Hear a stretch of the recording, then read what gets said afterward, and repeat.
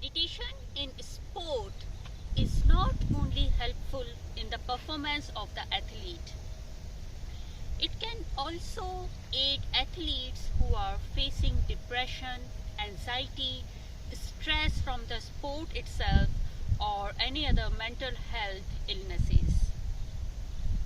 In many cases, we have seen that it helps, or you can say it aids the athlete after injury, which means the transition time to come back to the sport after an injury. That's where meditation comes into picture. Because with meditation, they learn how to detach themselves with the pain and suffering they are facing on their physical bodies. Achieve your optimal athlete performance by engaging yourself in long-term with mindfulness meditation.